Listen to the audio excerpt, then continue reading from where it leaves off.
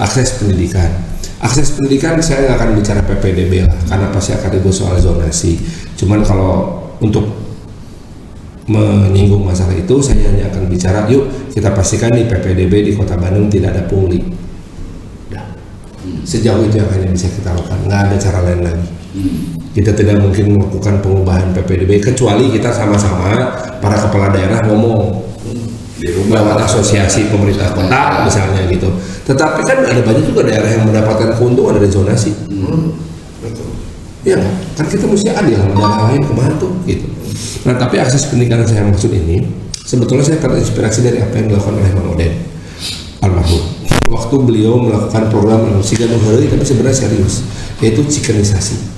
Cikenisasi itu terpicu ketika budak teh kudu boga ulinan, jangan main handphone terus karena bisa menyebabkan ketergantungan, dan memang ada pasien-pasien anak-anak yang ketergantungan itu terjadi.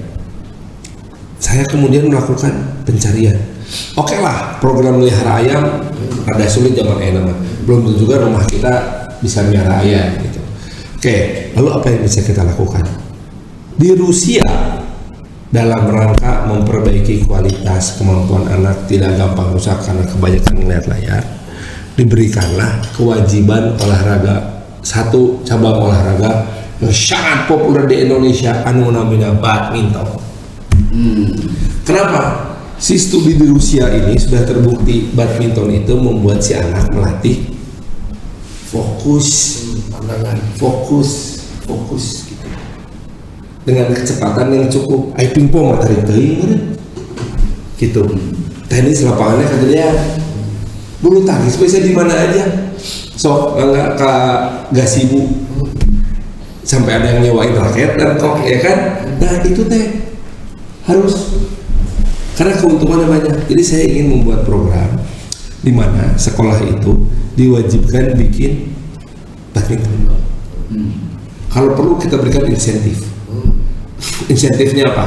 Saya ingat dulu pertama kali saya ketemu dengan Ricky Subagja kan seangkatan dengan saya di SD Bina Budaya. Saya itu juara badminton saya SD saya. Lawan SD Cibadak menang, lawan SD Gracia menang. Maka diadukan dengan kecamatan lain. Ya teh SD Pajagalan 47 jeung 58. Pada dua tadi Pajagalan teh. Ricky Subagja sebagai juara sa kecamatan eta di Pajagalan. Saya di Breno. Ibu kasih di mana? Udah saya masuk SMP 3, dia masuk SMP 11. Kejuaraan euy. Saya SMP, saya terpasangan dengan si Firman budak Jalan Pangkur. Juara hiji sebagai ganda, bener berhadapan dengan SMP 11. Si Ricky Subagja deui urang ngereh deui. Tapi itu memberikan saya kebanggaan. Karena apa? Saya dikalahkan oleh juara dunia. Iya dong. Cerita itu tuh mesti dibangun. Harus itu teh penting, dan itu bulu tangkis. Yuk kita bangun lagi bulu tangkis, sehingga saya ada alasan untuk memperbaiki. Misalnya nih Modaya, halus deh. Kita bisa menjadikan yang namanya si stadion bulu tangkis yang di jalan apa Sukabumi ya, Jalan Jakarta itu menjadi Holy Grail, menjadi Wembley-nya. Jadi baru udah menjara guanti PBI itu teh, oke kejuaraan di wah saya mau semuanya didinya cek si budak. Itu teh itu keren pisan buat saya bulu tangkis ya. Nah lalu berikutnya apa? Berikutnya adalah itu inklusi ya, akses pendidikan kesehatan. Yang terakhir adalah amanah. Kenapa mesti amanah? Karena gini, semua itu bisa dilakukan apabila siapapun yang menjadi stakeholder di Kota Bandung bisa menjaga amanah. Yang paling gampang maka terjemahannya reformasi birokrasi. Reformasi birokrasi, semalam saya baru dapat masukan. Kota Bandung itu sekarang WTP-nya sulit untuk WTP. Kenapa? Karena ada kasus korupsi berturut-turut. Selama setahun nggak berhenti kasus. Sehingga akhirnya saya bertanya gini, ya saya tahu juga lah ya, karena saya ikut mengawasi bagaimana sebuah lembaga seperti BSSN, Bakamla itu gara-gara berbagai macam masalah WTP-nya tuh naik. Kumaha cara supaya WTP deui? Kita mesti bekerja ke arah sana. Kumaha yang ngambil sana aja, menghentikan efek-efek itu. Nah, jadi kita mesti amanah. Secara pencapaian administrasi pemerintahan, kita harus mencapai WTP dari BPK. Kemudian yang kedua, amanah tentang reformasi birokrasi teh kumaha. Gila, kita sebagai rakyat biasa nggak tahu apa itu reformasi birokrasi. Tapi bayangkanlah oleh Anda apabila ada sebuah kedukaan di rumah, salah satu anggota keluarga kita wafat, sedih. Tapi kesedih gitu tehnya, kesibuk nyari tempat pemakaman, belum ngurus administrasi, meski itu hari katilu teh datang ke kelurahan mau surat ieu mau surat itu, meski itu anggar kudu ngeupelan, ya alangkah tidak punya empati di pemerintah kita ini perasaan teh, boleh nggak begini? So memang cari makam susah, itu kita harus akuin karena keterbatasan makam, ya bahkan kita sebetulnya sudah melakukan penumpukan, ya kan? Nah maka kita harus tata ulang itu semuanya.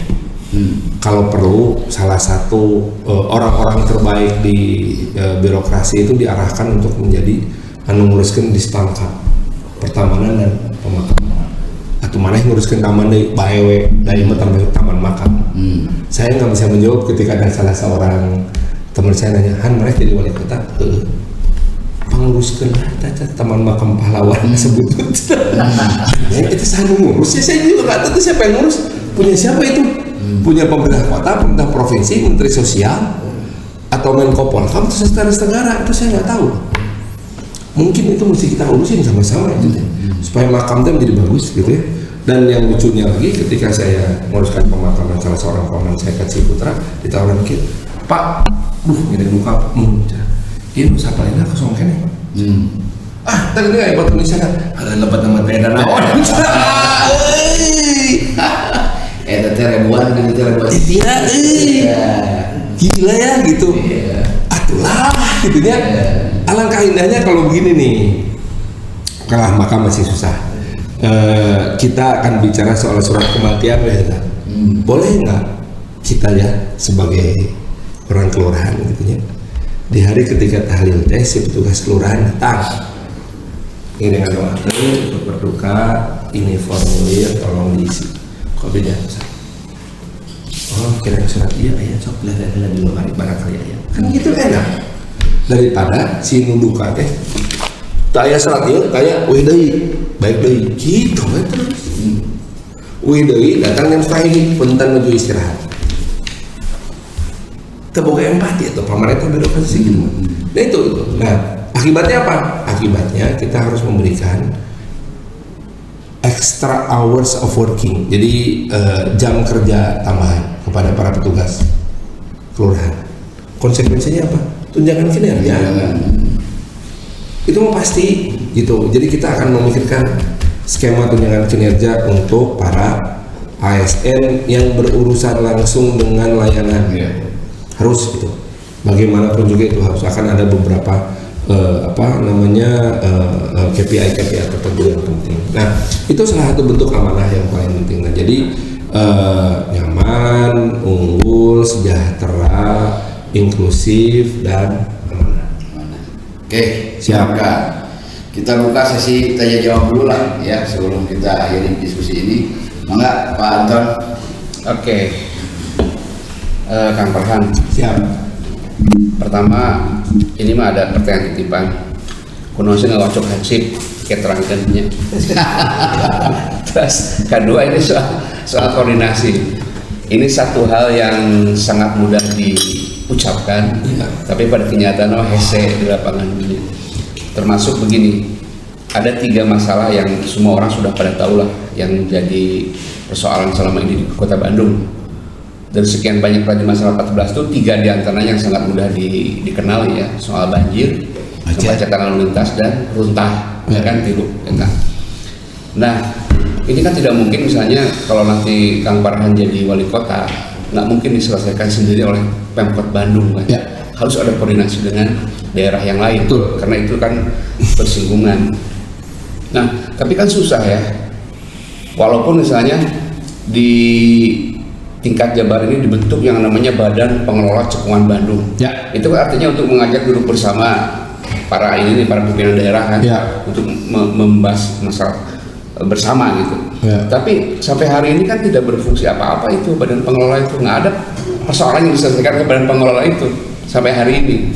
termasuk soal cekungan Bandung banyak segala macam. Kan lagi dibubarkan.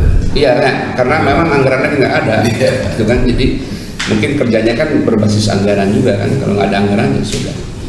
Nah, karena dengan otonomi daerah ini kan masing-masing kepala daerah menjadi raja-raja kecil yang tidak lagi harus nurut, ya, hormat ke gubernur lah, nggak begitu.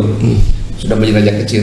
Nah, gimana nanti Kang Farhan ini melakukan koordinasi? Karena mau tidak mau persoalan ini diselesaikan gitu. Ya. Salah satu yang paling menarik dari sistem politik di Indonesia, khususnya di Jawa Barat atau lebih khusus lagi Bandung Raya, adalah bahwa faktor kedekatan pribadi bersilaturahmi itu menjadi sangat penting. Kalau kita tidak pernah bersilaturahmi, misalnya saya dengan Bupati Bandung Barat, cara ngopi-ngopi acan gitu, begitu ketemu teh tarik-tarik. Koordinasi ya cekungan Bandung, sok, mangga program yuk bagus, cicing. Udah, mun saya ngomong, kayak saya kebagian ketempuhan kudu mayar tuh.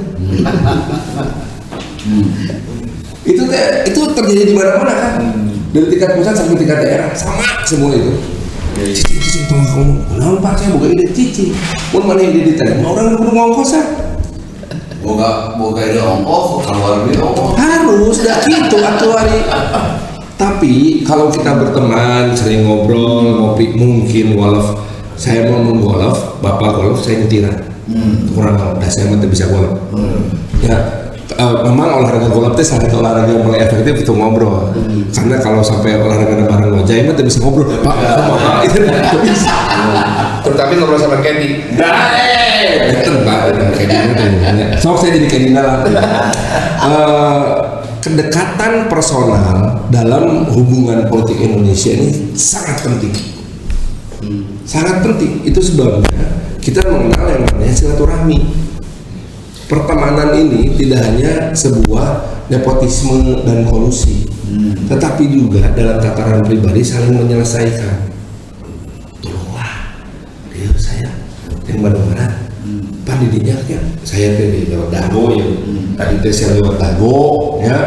Begitu belokan ke Dago Pakar, kan wilayah didinya. Kumaha lamun orang didinya nyeun gedung parkir misalnya. Saya atuh, terus gedung hotel loba didinya. Banyak bisa nyeun gedung parkir. Jadi nu rek kendaraan hotel parkir didinya. Gitu misalnya. Oh, ini boleh juga yuk kita kerjasama. Itu kan hal-hal yang sebetulnya bisa kita bicarakan bersama gitu. Nah, itu pendekatan masalah koordinasi yang harus dilakukan. Pragmatis, iya. Secara operasionalnya, maka yang berteman nggak cuman kepala daerah dan kepala daerah. Kalau perlu pasangannya masing-masing. Kalau perlu para kepala desa berteman. Dan itu saya lihat banyak hal-hal masalah bisa diselesaikan ketika terjadi, termasuk pada saat perencanaan. Misalnya saya dapat dari teman-teman gitu perencanaan Bapeda segala macam teh. Oke, sekolah Bapeda provinsi kan, aja. Saya ini teh no, eta teh. Oh, Pak Ieu gitu. Kebetulan tenis lah. Saya belum masalah tenis. Ya. Sehingga perencanaan dari provinsi sampai ke daerah itu nyambung.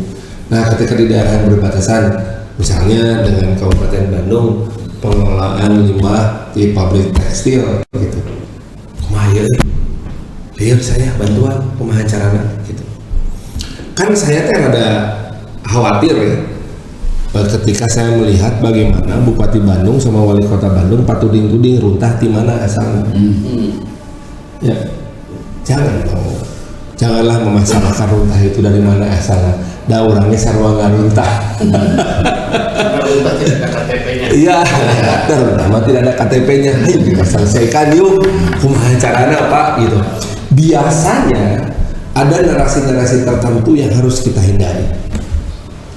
Narasi pertama adalah contohnya nih, sering dilakukan, saya mencontoh dari kesalahannya para gubernur DKI baheula mengatakan kita dapat banjir kiriman dari Bogor. Atuh wali kota Bogor teh apa? Kami tidak pernah mengirim banjir.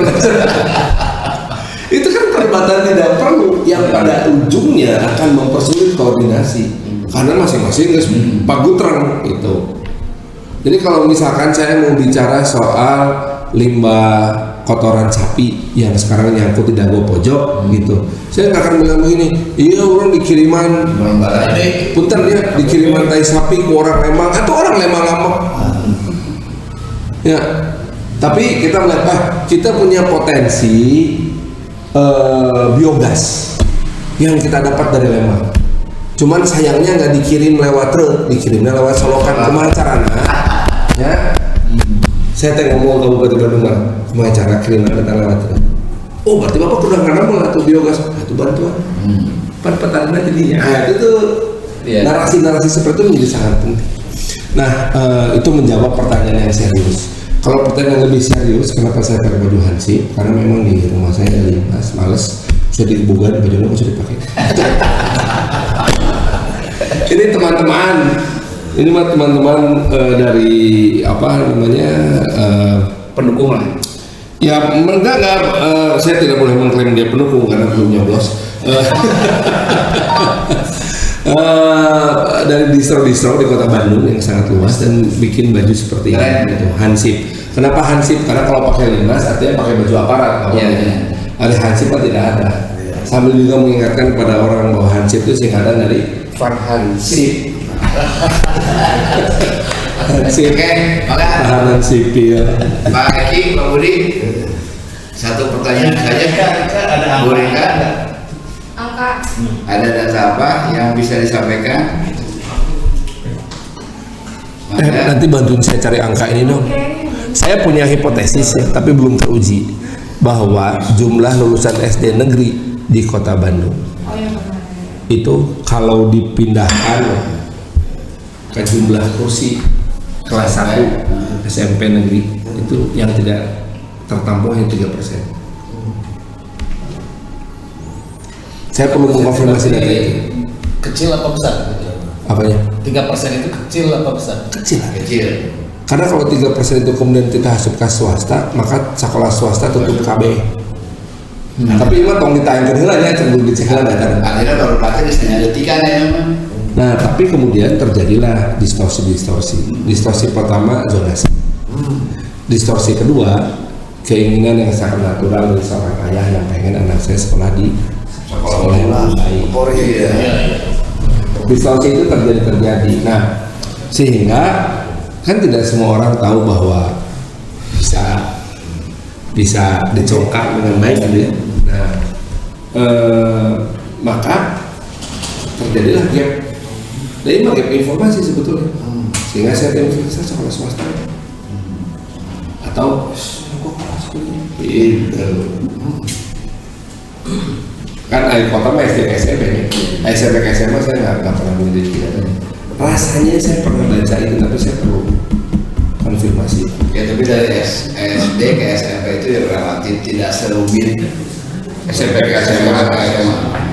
Kan soal pendidikan ingin memperdalam nih, kan kita tahu bahwa ke depan ini bakal ada profesi yang baru, ada profesi yang hilang gitu ya. Zaman sekarang AI gitu. Tapi kan pendidikan kita gitu-gitu kayaknya kan ya. Ya.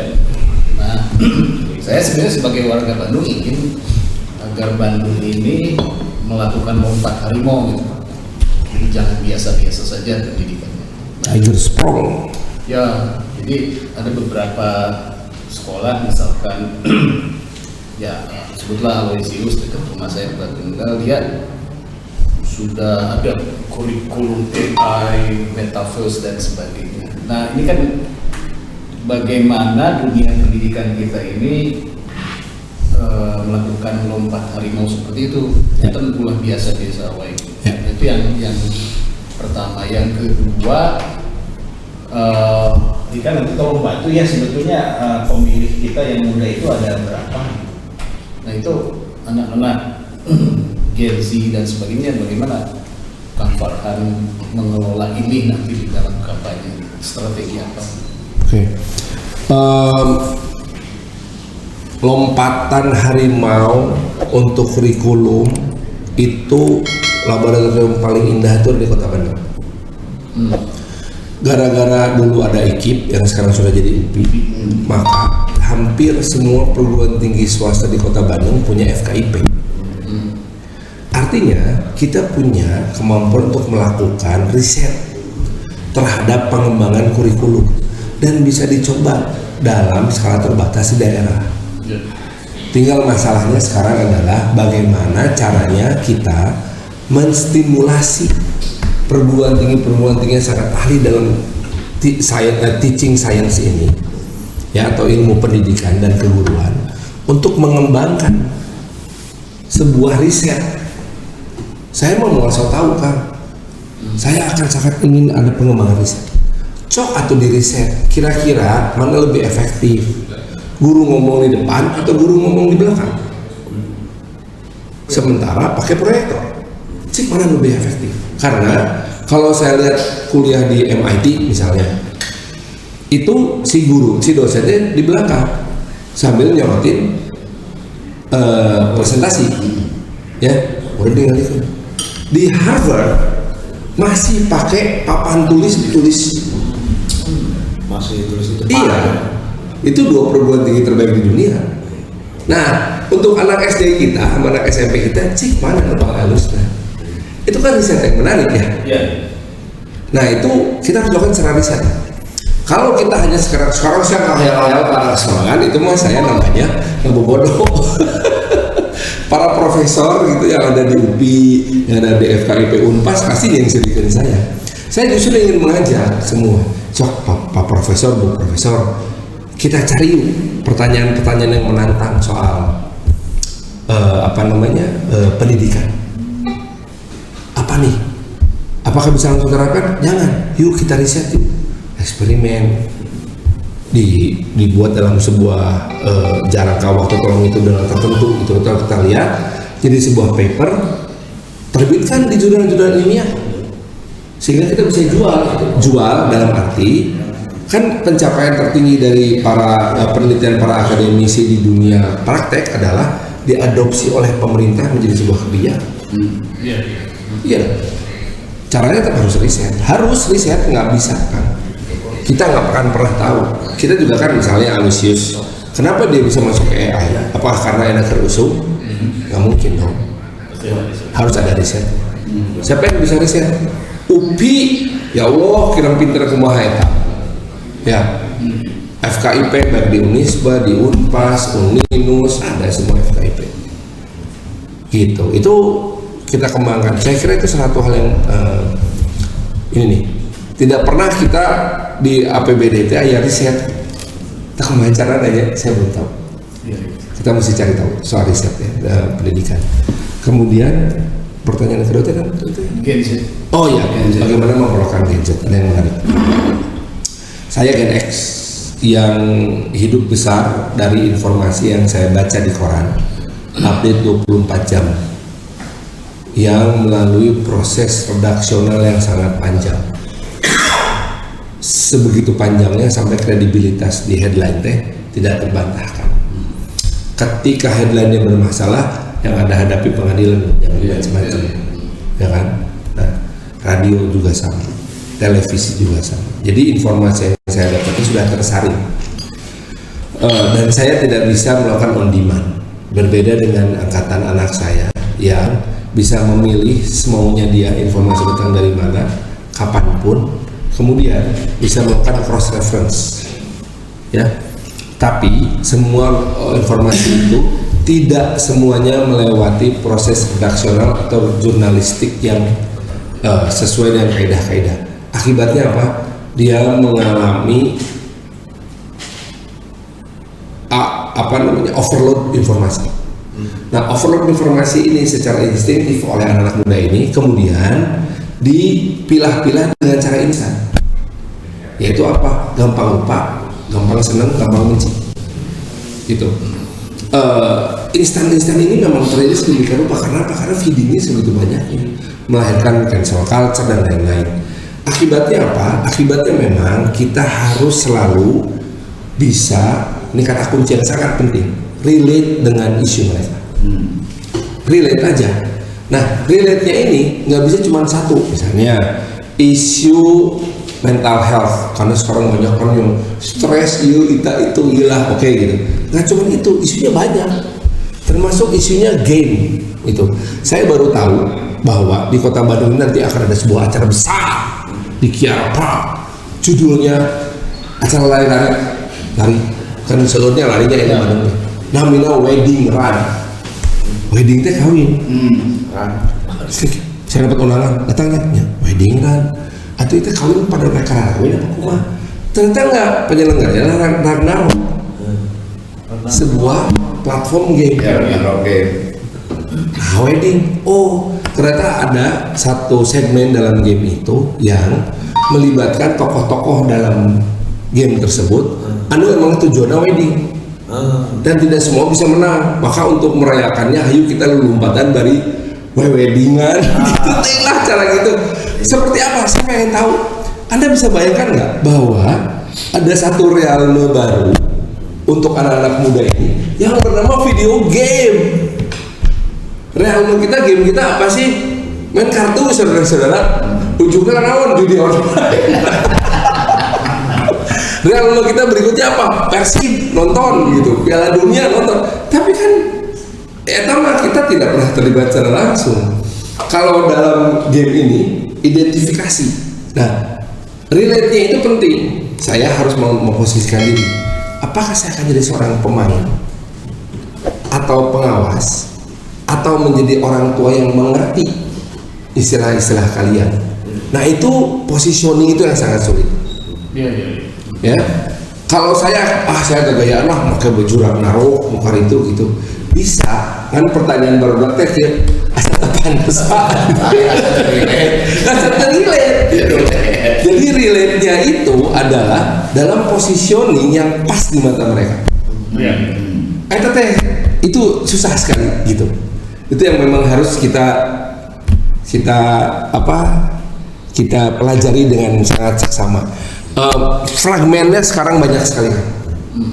Jadi ilmu marketing yang mengatakan, terutama kita sama-sama orang media lah, bahwa setiap media punya segmentasi sendiri. Wah, ini segmentasi itu demografinya beda, psikografinya beda. Pagi tanggal 30 Juni 2024 di Kota Bandung, di Ciburial sana, ada sebuah kafe yang mengumpulkan sebuah komunitas yang lebih dari sekedar cosplay. Ini saya baru tahu, ponakan saya berangkat ke sana. Yang kumpul di sana bukan cosplay, tetapi para kreator animasi, bikin animasi. Ya, dia menggambar berbagai macam karakter animasi. Kemudian dia berkolaborasi dengan orang yang bikinin ceritanya. Oke?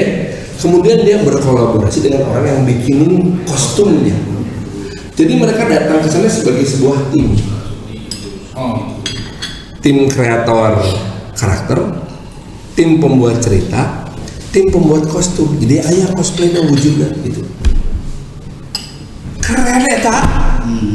Sampai ada yang begituan, ada. Lebih dari sekedar cosplay, lebih dari sekedar cosplay. Saya baru nyampe cosplay ini. Ya, terus aku nanya ke ponakanku, gimana caranya Om supaya nyambung dengan event gitu? Oh, Om jangan datang. Jangan datang. Kalaupun Om mau datang, lihat aja dari jauh. Karena kami paling nggak tahan kalau kami udah pakai baju aneh-aneh, terus kami melihat ekspresi Om tuh kayak nggak suka gitu, kayak heran. Kita nggak suka itu. Oke, terus saya nanya, ini yang bayarin siapa? Mama, anggerek. Tapi si mama itu tidak punya hak untuk kemudian mengatakan, jelek gitu, nggak boleh. Itu bentuk-bentuk bagaimana kita relate terhadap kehidupan dan kreativitas mereka. Bahwa ada di antara mereka yang akhirnya mau menjadi akuntan sehingga orang bahwa gitu ya, menjadi wartawan seperti kita sekarang, ya banyak. Tapi ada banyak hal-hal baru yang juga kita mesti relate dalam fragmen-fragmen yang kita. Nah, orang-orang seperti itu sebetulnya nanti ketika Kang Farhan nyalon, apakah mereka bisa punya kesadaran politik nggak tuh? Ya, milih wali kota itu adalah something yang relate dengan dunia, dengan reality mereka. Ya, Biasanya mereka didasari oleh rasa suka dan tidak suka, titik itu aja. Oh, iya. Rasa suka atau tidak suka. Dan muncul suka tidak suka itu dari relasi. Dari relasi itu, dari bagaimana kita merepresentasikan diri kita di media yang mereka akses. Mari ya. Oh iya. Media mana? Semua media. Kita juga nggak pernah tahu bahwa mereka ternyata ngecek media motekar ini sawala redaksi ini. Buat apa? Kalau kita mah kan mencari informasi ditonton. Buat mereka begini, lihat ekspresinya lucu ya, kita bikin jadi meme.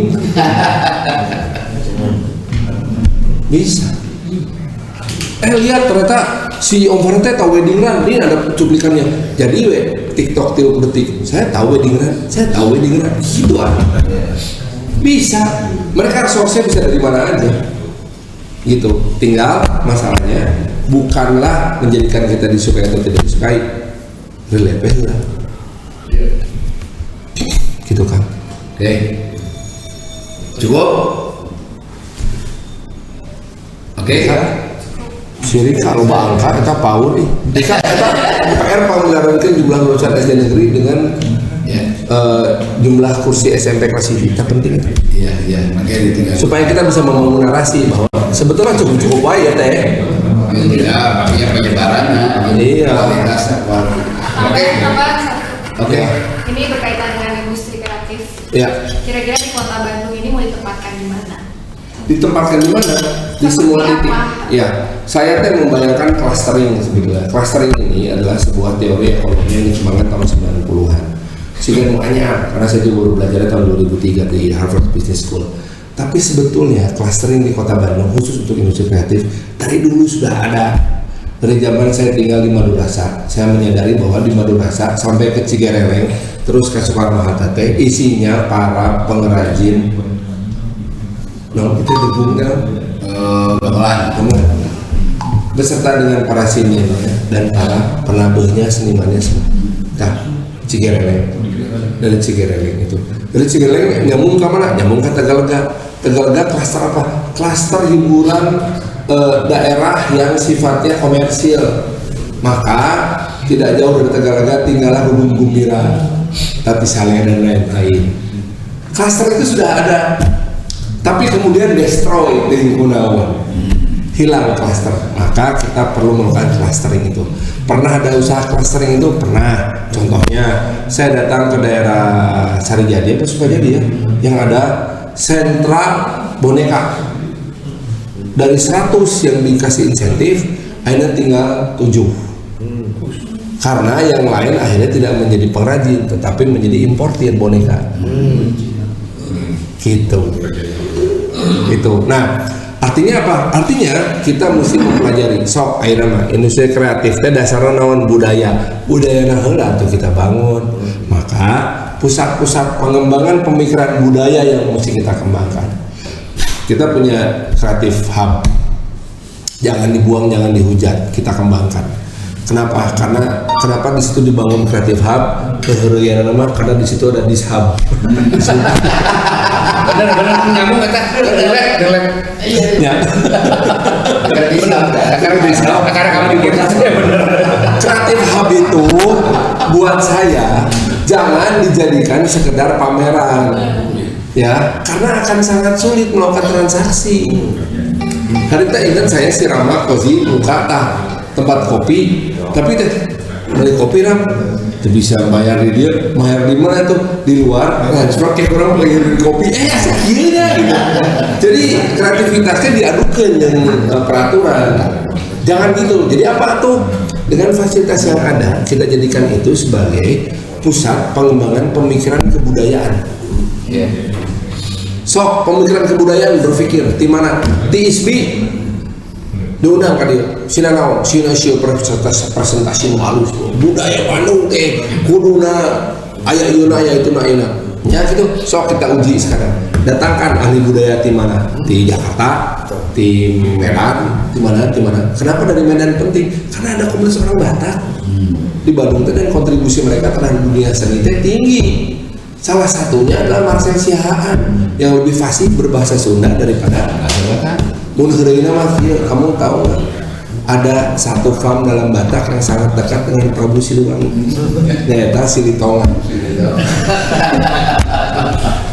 Ya gitu. Itu penting. Jadi si Creative Hub ini bukan cuman sekedar sebuah tempat pameran, tetapi tempat pengembangan pemikiran-pemikiran budaya, karya-karya yang di luar dugaan. Gitu. Fashion, sok atuh cik tampilkan para pemilik fashion dan nongwe, gaduh nongwe. Mangga di dieu. Jadi ada semacam workshop. Ujung-ujungnya seperti apa? Saya mimpi apa yang ada di Ankara. Kebetulan saya lumayan sering. Di Ankara ini ada yang namanya Technopark. Mereka menyebutnya Technopark. Technopark itu mall gede, mall. Tapi isinya co-working space semua. Co-working space itu dikelola oleh sebuah perusahaan swasta yang mendapatkan order dari pemerintah kota Ankara untuk menyediakan tempat dan fasilitas bagi mereka yang ide-ide startupnya sudah dikurasi oleh pemerintah kota Ankara. Kamu punya ide apa? So, dikurasi. Wah, halus. Boleh. Kamu boleh berkantor di sini selama setahun, fasilitasi kami. Gitu. Oh, orang Turki unggul. Ente, ayat 13 orang Indonesia. Jadi dia mau udah internasional. Hebat. Wah, berarti kita akan jadi yang pertama. Ente, tinggal nyampe ke Telkom. Anda datang ke kantor Telkom Pusat di Jalan Gatot Subroto Jakarta di lantai 20 Tilon dan sebelah gitu. Kayak persis seperti itu. Bisa, yuk, yuk. Oh, berarti nanti dari siapa? Dinas pariwisata kah? Dinas budaya kah? Tahu? Kita mah hanya menjadi fasilitator aja. Pengelolaannya ke siapa? Tanya ke Telkom dan sejagoan gituan. Kalau perlu kita tanya juga ke Gojek, ke Tokped gitu. Walaupun ada bermasalah, tapi kan paling terkenal teleng gitu. Kebukan lepak, da orang Bandung dari TB atuh. Taranyakeun sok kumaha ya. Abdi ngolongna kumaha? Ari Bapak dan para kadis kumaha? Kami fasilitator. Tugas birokrasi mau memfasilitasi, bukan mengeksekusi. Mengeksekusi hanya ada Andika mah paling itu teh harus seperti itu sehingga nanti akan terseleksi. Nah, terseleksinya itu memang awal-awal akan sangat painful. Musisi yang tadinya merasa musik kurang halus, maneh terlolos, hampurannya gitu. Ada yang lebih bagus, wah ternyata si halus ya, wah bisa nih. Bagaimana proyeksi pengembangannya? Wah, itu berkembang kemana-mana. Gitu. Termasuk teater, termasuk film. Walaupun film adalah industri kreatif yang saya paling terhati, tapi harus diberi jalan. Termasuk, kenapa saya terhati? Karena film mau sebagus apapun pasti rugi. Itu saya terhati. Kemudian yang kreatif lainnya, misalnya penulisan buku, penulisan cerita pendek, penulisan prosa. Alangkah menyenangkannya apabila dari Creative Hub itu kan nyebrang ke perumahan PT Inkat ya yang mau diperbaiki ya. Tidak hanya jual kopi atau ternyata jual buku oge. Itu dulu ada teman saya bikin yang namanya Butterfly. Di Butterfly itu Anda tidak hanya bisa di Jalan Depati Ukur terselama Bari Butterfield, Butterfield karena tidak bisa fly di situ. Sambil ngopi sambil makan enak, kita bisa mendengarkan CD-CD dan juga piringan hitam dari musisi-musisi yang tidak akan kita temukan di toko. Itu teh memberikan nilai tambah yang sangat baik. Atau saya sangat menghargai apa yang dilakukan oleh sebuah kopi juga sayangnya Butterfield udah tutup. Sebuah tempat kopi di Dago, sebut saja namanya To Handsful, yang menyediakan tempat untuk pameran plat. Demikian juga satu teh di jalan Katangso belok kiri sedikit itu ada bagus gitu. Jadi hal seperti itu bisa kita manfaatkan sebaik-baiknya. Mumpung di Kota Bandung tidak ada perda yang melarang satu ruas jalan pun dijadikan tempat usaha. Satu-satunya tanjakan apabila Anda ingin buka usaha di rumah Anda adalah izin tetangga. Itu yang kalau tetangga memberi izin, maka lurah memberi izin, camat memberi izin, Pemda juga harus memberi izin. Dan itu bisa dikembangkan menjadi sesuatu yang sangat menarik tentunya. Gitu. Itu baru sebagian ya, dan yang PR berikutnya adalah mengembalikan talent pool Kota Bandung kembali ke Kota Bandung. Musisi, pelukis, seniman, pemikir, ahli teknologi, pengembangan software, hacker, menghabiskan SD sampai SMP di Bandung, kuliah, begitu jadi Pararinda.